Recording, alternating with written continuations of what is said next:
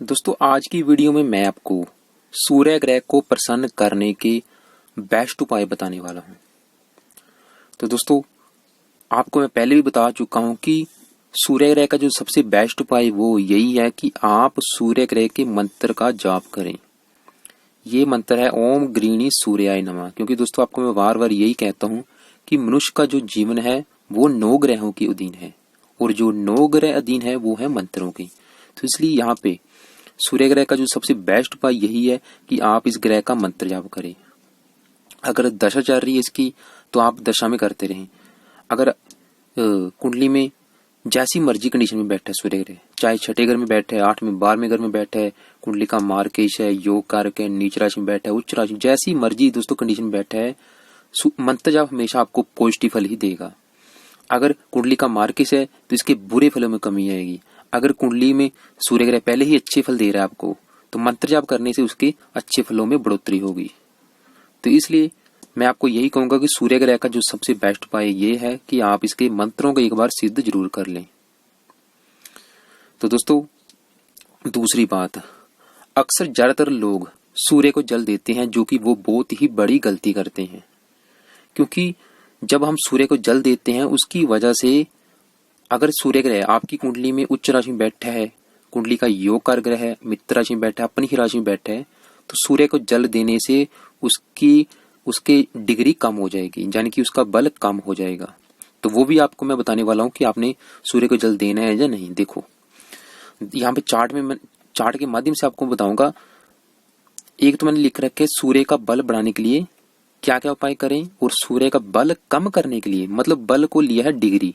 यानी कि अगर आपकी कुंडली में सूर्य ग्रह उच्च राशि में बैठा है, मित्र राशि में बैठा है, अपने ही घर में बैठा है, लेकिन वो उसकी डिग्री है 0, 1, 2 या फिर 28, 29, 30 डिग्री का बैठा है, तो यहाँ पे सूर्य ग्रह चला गया बाल अवस्था में या फिर वृद्ध अवस्था में, जो कि आपको अच्छे फल देगा जरूर लेकिन कम मात्रा में देगा। तो यहाँ पे उसकी डिग्री बढ़ाने के लिए उसकी डिग्री को प्लस करके हमने उसकी डिग्री करनी है 15, ताकि उसके अच्छे फलों में बढ़ोतरी हो सके।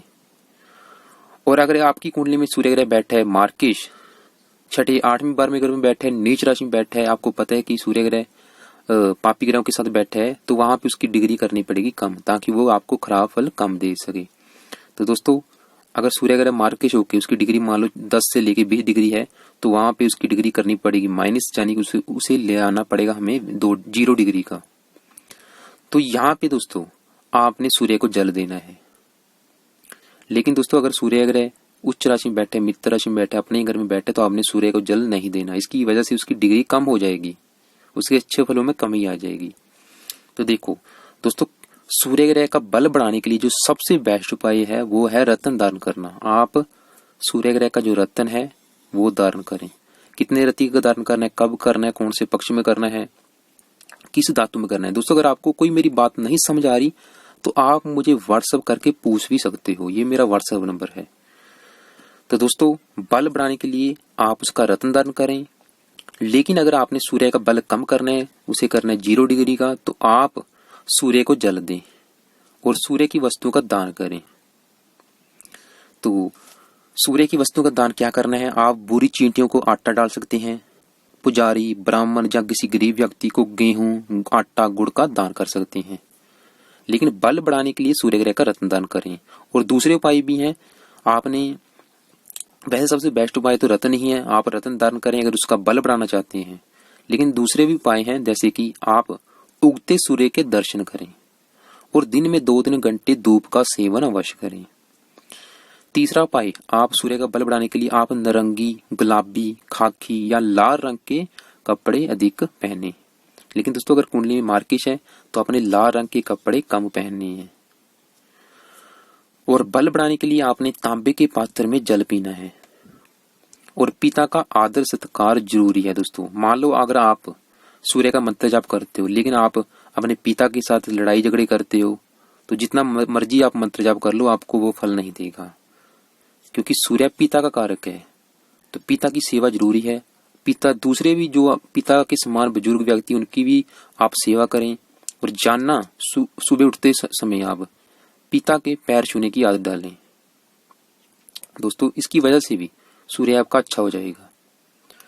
7वें नंबर पे आप अपने घर में तुलसी का पौधा लगाएं, आक का पौधा लगाएं और सूरजमुखी के पौधे लगाएं और दिन में सोना बंद करें। और बल कम करने के लिए दोस्तों, अगर आपको पता है कि सूर्य ग्रह 6, 8 में 12वें घर में बैठा है, नीच राशि में बैठा है, पापी ग्रह है, मार्केश है, तो आप सबसे बेस्ट उपाय है आप सूर्य को जल दें। ये दोस्तों सबसे बेस्ट उपाय है। दूसरा है आप सूर्य की वस्तुओं का दान करें, ये भी बेस्ट उपाय है। तो दान आपको मैं बता चुका हूं। तीसरा उपाय करना है आपने धूप में कम निकलना है, धूप का सेवन कम करें। अगर धूप में निकलना भी है तो नंगे सिर बिल्कुल भी ना निकले और लाल रंग के कपड़े कम पहने। और चौथे नंबर पे आप रविवार को नमक का सेवन ना करें और गर्म पदार्थों का सेवन भी ना करें। तो दोस्तों मुझे लगता है कि आपको सारी बात मेरी समझ आ चुकी होगी। अगर कोई बात मेरी समझ नहीं आ रही तो मुझे व्हाट्सएप करके पूछ भी सकती हो। दोस्तों ये बहुत जरूरी है, आपको पता होना चाहिए कि सूर्य ग्रह कैसी कंडीशन में बैठा है, नीच राशि में बैठा है, 6, 8 में 12वें घर में बैठा है, कुंडली का योग कारक कैसा, मतलब आपकी कुंडली में सूर्य ग्रह योग कारक है या मार्केश है।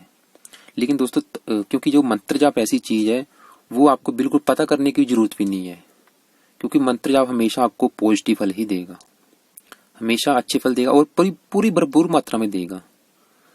आपको मंत्र जाप 40 दिनों के अंदर अंदर ही आपके मंत्र जाप के फल मिलने शुरू हो जाएंगे। दोस्तों ये दूसरे छोटे मोटे उपाय इतना फल नहीं देते।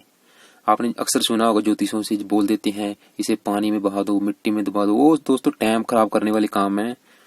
मैं सिर्फ सभी जातकों को यही कहता हूँ कि किसी भी ग्रह को प्रसन्न करना है तो उस ग्रह का सिर्फ मंत्र जाप करें, उस ग्रह का मंत्र जाप करें, कवच का पाठ करें या फिर उस ग्रह के व्रत रखें। तो आप रविवार का व्रत भी रख सकती हैं। तो दोस्तों इसके अलावा आपको मैं बता चुका हूं कि सूर्य ग्रह का बल बढ़ाने के लिए आपने सूर्य की वस्तुओं का अधिक इस्तेमाल करना है।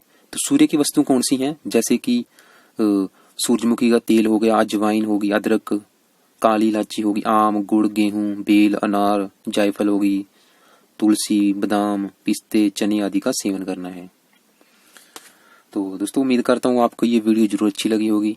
अगर वीडियो अच्छी लगी हो तो इस वीडियो को लाइक जरूर करें और ज़्यादा से ज़्यादा शेयर करें फेसबुक पे, व्हाट्सएप पे, और ज्योतिष सीखने के लिए मेरे चैनल को सब्सक्राइब कर लें।